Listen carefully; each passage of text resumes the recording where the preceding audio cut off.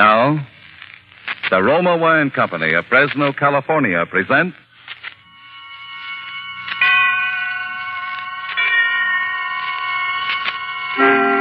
Suspense.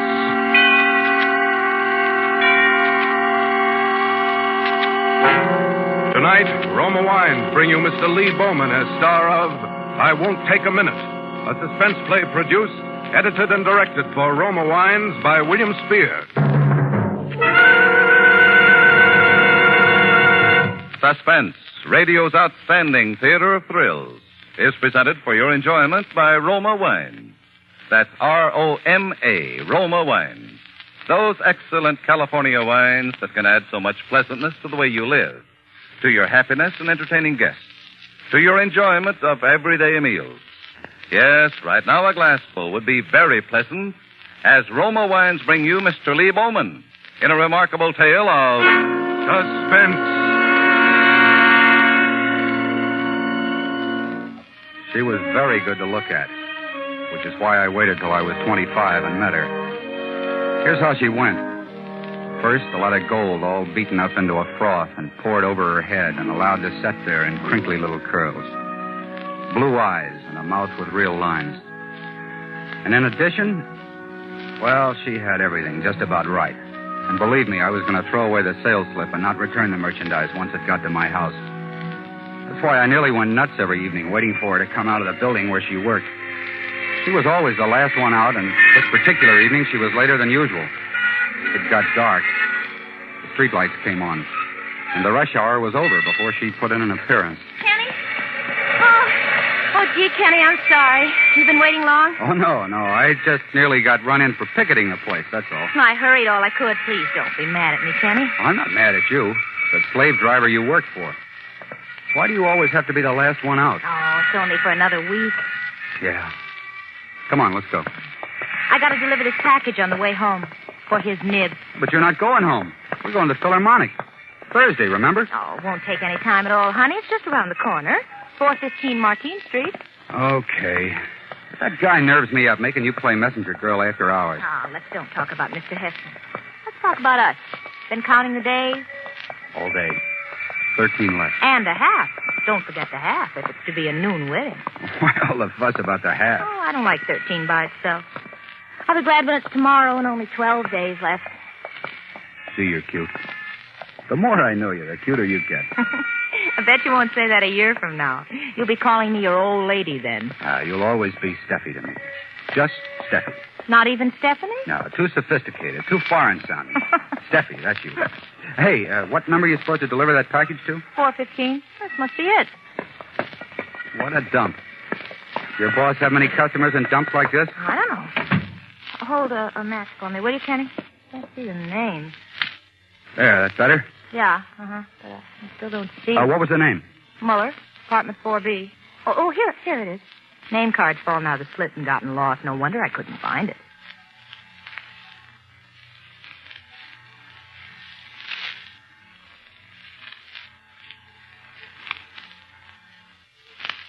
Maybe they're not home.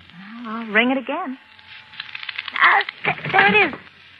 I don't like those automatic door latches. You never know who's up there. Oh, don't be silly. Wait here, honey. I won't take a minute.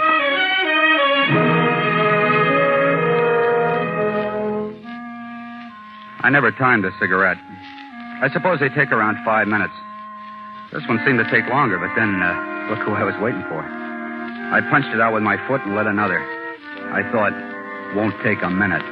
Yeah, I might have known it. I thought, what's she doing, saying a tea up there? I counted my change just to give myself something to do. I took off my hat and looked it over like I'd never seen it before. 5 cigarettes later, she still hadn't come back.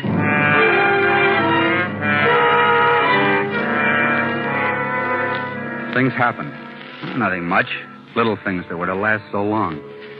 A stout lady in a ratty-looking fur coat came in holding some candy in one hand and a little boy by the other. I want a Hershey bar. I want a Hershey bar. Oh, you shut up or I'll smack you good. I'll cut off your head and put it in the garbage can. Now, Dwighty, I don't want to hear another word. If you don't hush up, I'll... After they'd gone, more waiting started in. I commenced tracing patterns with my feet. Circles, diagonals, Maltese crosses. Finally, I got fed up. I stepped over to the bell panel, picked out 4B, and nearly sent the button through to the other side of the wall. I could hear it ringing away off somewhere. Quiet house. Too quiet. I leaned on the bell till my thumb joint got all white down to my wrist. And something did happen. I heard the door of the automatic elevator open. I waited, nonchalant-like, filing my fingernails. I thought I'd play a little hurt when she arrived. I could see it was her, all right, walking toward me. She opened the door and then walked past me like she never saw me before. I let her go on. Figured she'd turn around by the time she got to the door. But no. Steffi. Hey, Steffi, wait. Steffi. Hey, Steffi, what's the big idea? I beg your pardon. Oh, I thought you were... I mean, you're dressed just like... I would advise you to be sure to whom you are talking before you go to grab a strange girl by the coat. Oh, no kidding. You look a lot like her, even the clothes. That little tam and the red shoes. Really, I don't find this amusing. Okay, sister, pardon me for living. Next time, make sure it's one of the girls that live here. It was a shock. I didn't like the looks of the place from the beginning. Up to then, I was just sore. Now I began to get scared. Maybe there's some guy up there trying to get funny with her, I thought. I better get up there fast and find out what this is. So I laid my hand flat over all the bells in the place so somebody'd open up.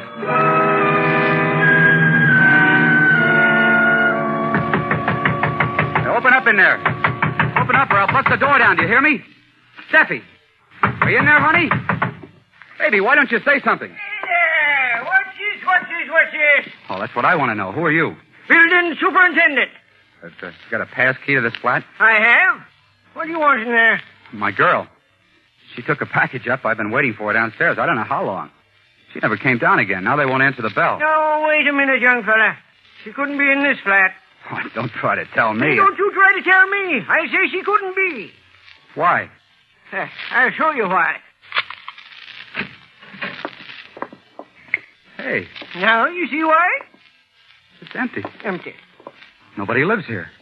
But there was someone here a while ago. She rang the bell and they let her in. Mister, this place ain't been rented for 6 months. Listen, she came in here, I tell you. Yeah. Maybe you and the little girl had a quarrel, eh? Maybe she figured to play a little joke on you. Give you the slip. We never had any quarrel. We're getting married. Yeah. Why don't you go to her place? You'll probably find her there. Well, she didn't come out again, I tell you. I was there at the door the whole time. What about the back way? Is there a back way out? Not a back way. There's a delivery entrance, but that goes right past my quarters. Nobody went out that way. Muller. The name was Muller. Well, if he doesn't live in 4B, where does he live? Muller. Huh. We never had anyone with that name in the whole 12 years I've been working here.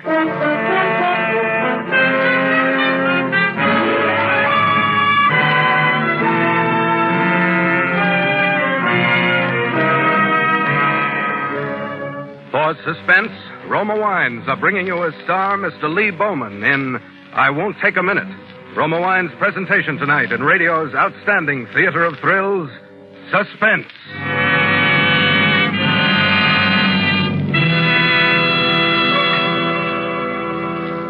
Between the acts of Suspense, this is Truman Bradley for Roma Wines. In the hurried, hectic shopping weeks between now and Christmas, there'll be many a night when you'll be glad to relax in the warmth and comfort of your own home. And what more delightful way to enjoy a quiet, restful evening than with a glassful of Roma California Muscatel and nuts or cake.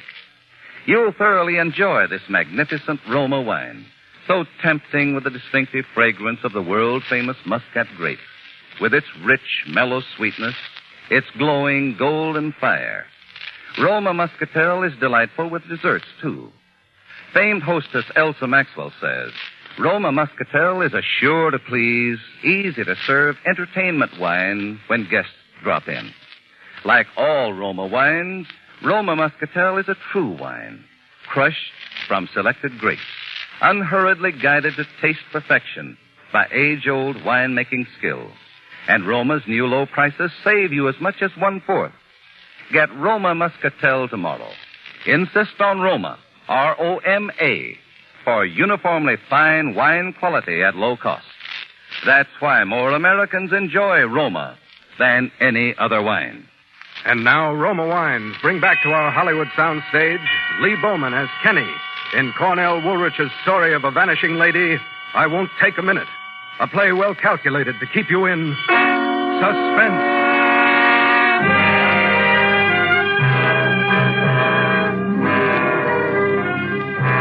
The cop on the beat was a nice guy. He rang every bell in every flat of the building and questioned the occupants. No one had heard anything. No one had seen her. Finally, a single, plainclothes man was dropped off at the door. Lieutenant Gilman. He kept calling me Bud. He looked around the empty flat, and then he looked at me. Bud, there's nothing to show that this girl or anyone else came in here. I tell you, she rang the bell of this flat, and someone released the door catch for her from up here. All right. Assuming she got in here, how'd she get out? I don't know. I don't know. Maybe the fire escape. Look at those windows. Look at the dust on these frames. A person can't move in a place like this without it showing. Listen, don't do this to me, will you? You make it sound like she didn't come here with me at all. That's what it does sound like, Bud. Look, I was taking her to the concert tonight. We go every Thursday. Here's our ticket.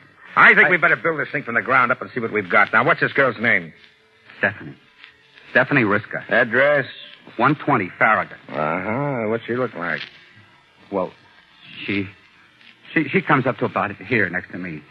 Blonde, little curls close to her head, blue eyes. I'm no good at description. Don't let it get you, Bud. I'm not scared because she's gone. I'm scared because she's gone in such a crazy way. I can't get a grip on it. Now, you say you met her at 6:15 outside the Bailey Goodwin building with a package to be delivered here. Who'd she work for? A press clipping service. The Green Star, it's called. It's operated by a guy named Hessen. Big outfit? Just him and a secretary and an office boy. She was getting $22 a week. All right, Bud. You've given me something definite. We'll do some checking. But first of all, we go back to the place she worked.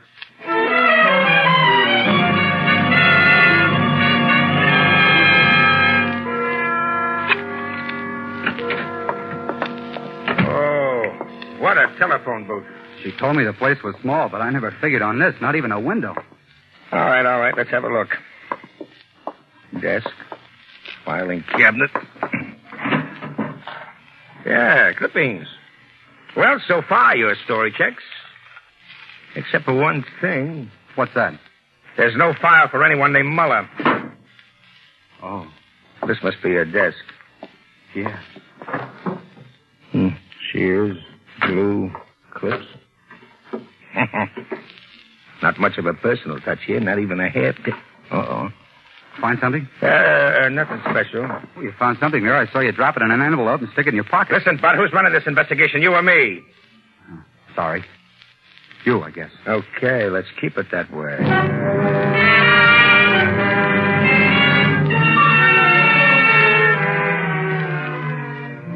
Our next stop was one of those bungalow-type places in the outskirts. That was where Hessen lived, the guy she worked for. Oh, good evening. Good evening. You Mr. Hudson? That's right. I'm from police headquarters. May I come in? Oh, why, certainly.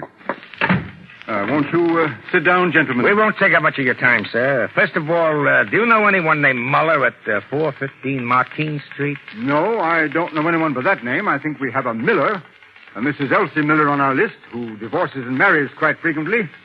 Will that do? She owes us $29. You didn't send a package over to Muller, apartment 4B, 415 Martine Street at 6:15 this evening? No, I'm sure I didn't. But wait a minute.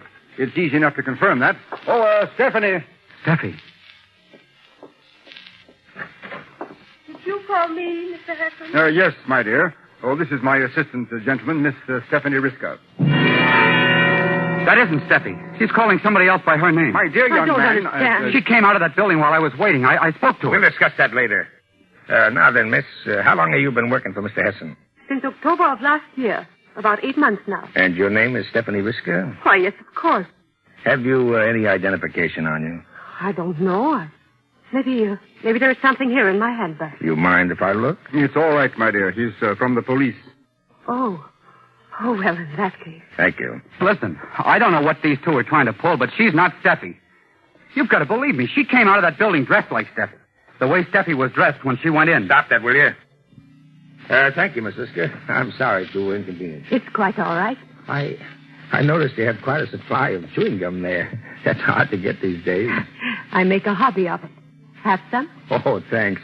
My mouth's kind of dry. Well, Mr. Hester... Oh, it's quite all right.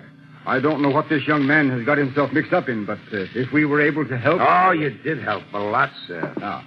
Come along, Bud. I've got some more checking to do. This time, it's on you.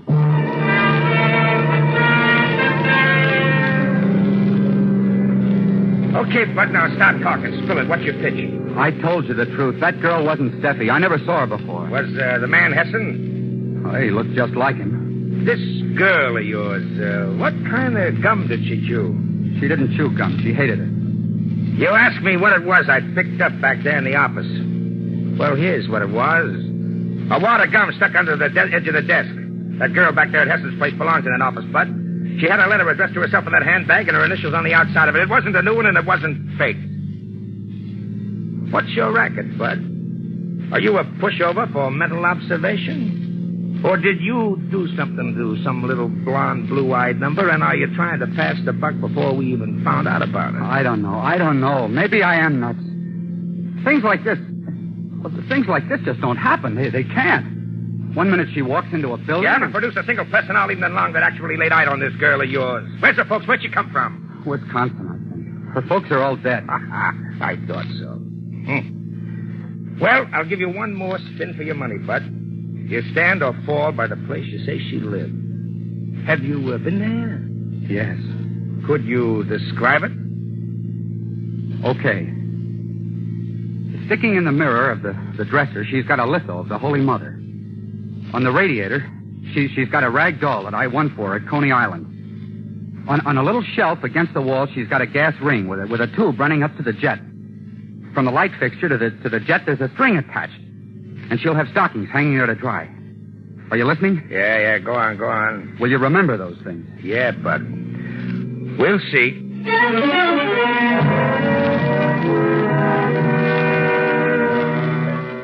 Now listen, Bud. Get this straight. I don't want one word out of you the whole time we're here. You hear? I won't say a word. So help me. Yes? You got a girl named Stephanie Risker living here? Second floor front. She ain't home now. I'm from the police. I think you better let us in. Oh, well, certainly. Let's see her room, please. Yeah, follow me. She's a nice, clean roomer. I'd hate to lose her. I hope she's not in any trouble. No trouble. Now, Gilman, right over there. Hey, it's changed. They've changed it all around. Shut up. Has she always had it fixed this way, ma'am? Well, since the first day she's here. Only one thing I got to complain about. There it is again, chewing gum. She leaves it all over. Let's see that. I thought so. Exhibit C, Bud. Same as the other two. She belongs in that office and she belongs in this room. Look out. You better hold your friend. Let him hold.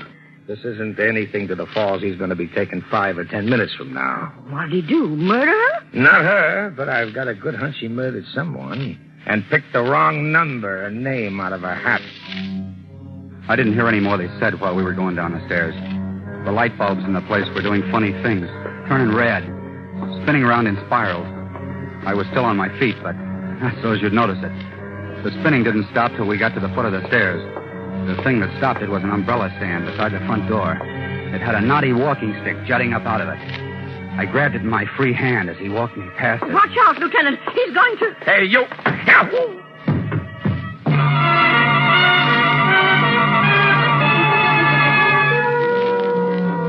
I didn't stop to investigate whether I'd killed him or only knocked him out. I was a block down the street before the landlady could open her mouth to scream. I made for the Martine Street flat. That was instinctive. The place I'd last seen her, calling me back. When I got there, I ganged up on the janitor's bell and waited 1,000 years. Oh, it's you again. What is it? Didn't you find her yet? What happened to that detective fellow that was with you? He sent me back to take another look. You don't have to come up. Just give me the pass key. All right, son. Come on in.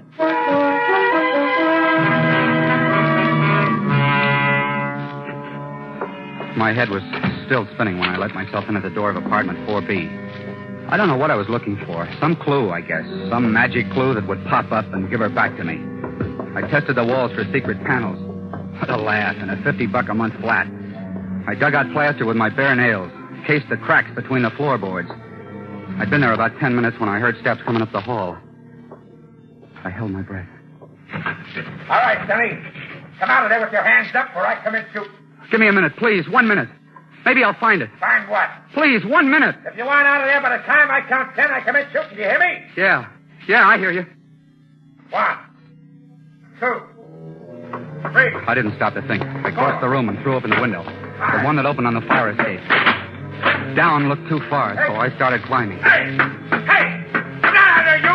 I'll break every bone in your body. You won't live to get into headquarters. I didn't yell back at him. I was saving my breath. Come on, after him. Keep that light on him. On the roof, I took a quick look both directions. There was about a yard-high partition wall dividing it from the next roof over. But before I could get it... Hold it, fire! Hold your fire! He won't make it. Keep that light focused on his eyes. He may be faking. I think I busted my leg. Yeah? Well, let's see. Now, just bark your shin a little. Oh, wait till I finish with you, wise guy. Oh, what are you waiting for? Go ahead. You promised me a beating. Go ahead. Don't you worry. Hey, where did that come from? What? That package there beside you. Package? Package. That's it. The package you took inside with her. Hold that light steady. What's in it? Yeah. What is it?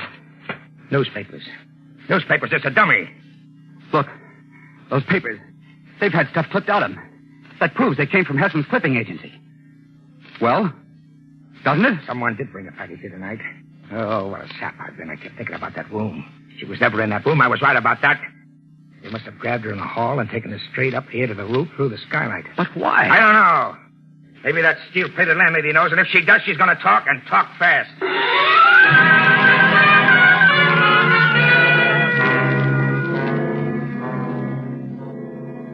All right, Grandma, come on, spill it. You can't scare me. I've got bigger men than you on my side. What do you mean, your side? Wouldn't you like to know? All I have to do is make one telephone call. I have the number right here. Let's see that number. Take it. Call it yourself. Who gave you that number? Ask me no questions. I'll tell you no lies. Who gave you this number? The FBI man who was here. Now you know who I'm working for. Go ahead. Call the number. Oh, I get it. Tell me, Grandma, what did this FBI man look like? All right, I'll tell you. All you have to do is say yes or no. The guy's about my height, bald, wears pinch glasses, right? Maybe. He got you to work with him so this woman he described as one of his agents could step into the identity of this Stephanie Whisker, right? You seem to know all about it. I know more than that. He wasn't an FBI man, and the girl who took Stephanie Whisker's place was not a federal agent. Well, then who was he? I'm not sure, Grandma, but I've got a hunch. Calhoun! Yo! Calhoun, get out to Heston's place, Myrtle Avenue, fast, and keep it spotted till we get there. Gilman. Do you think she's already... I don't know. Keep your fingers crossed, Bud, and pray.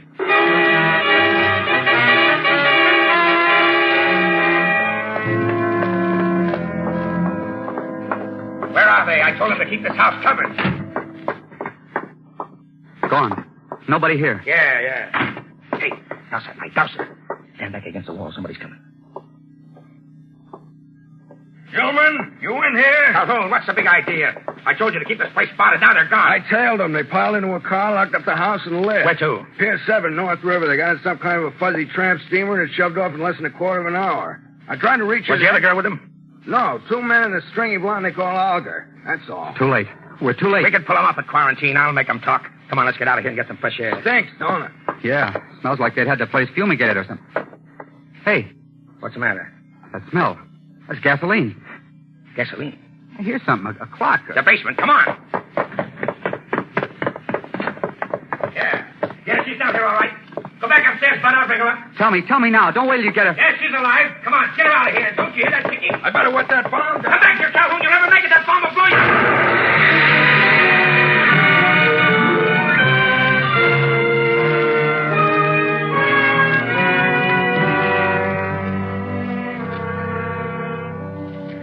She'll be around a second or two. How's Calhoun?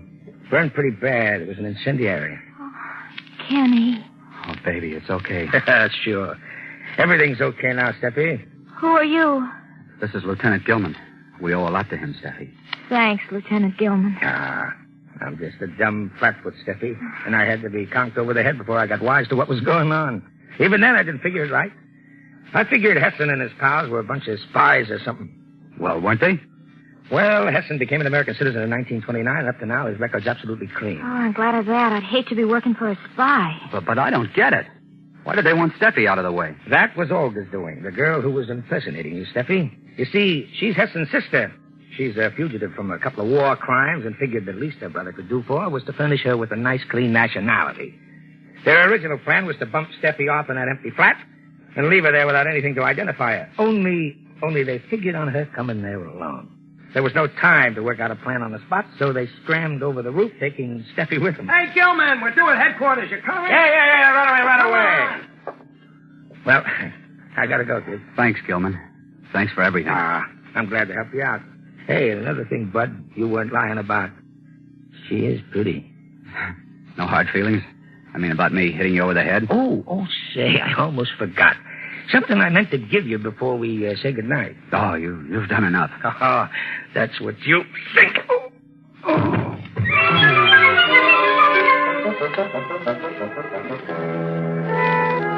It was a while before I knew what hit me. Felt like a cement mixer.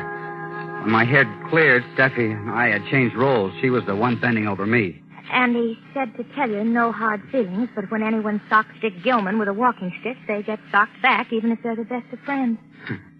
He said that, did he? Does it still hurt? I'm still seeing stars. Oh, gee, Kenny, I'm sorry. I don't care. I'm seeing you, too. Listen, it's midnight. Yeah. Only 12 days to the wedding now, baby. We've licked the 13th.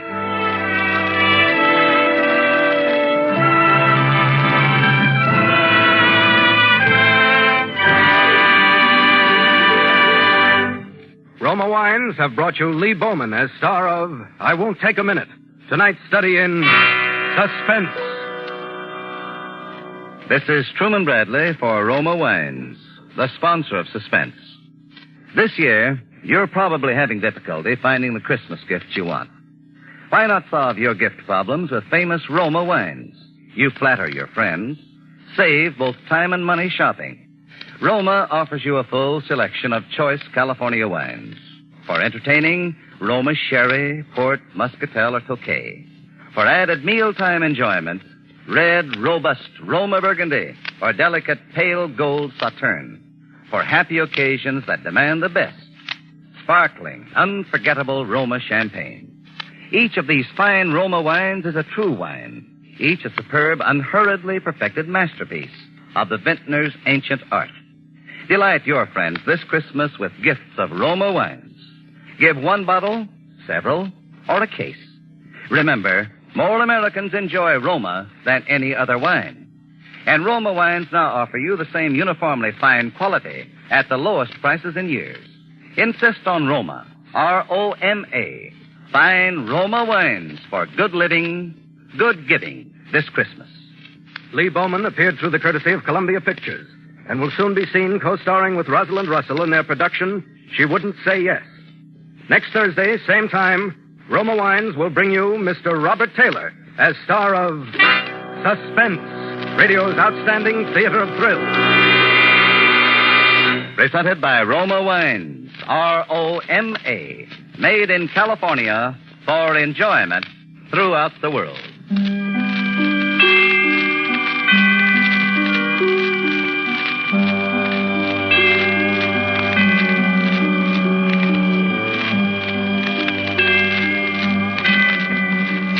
This is CBS, the Columbia Broadcasting System. The Skippy Hollywood Theater, KQW, San Jose, follows in just a moment.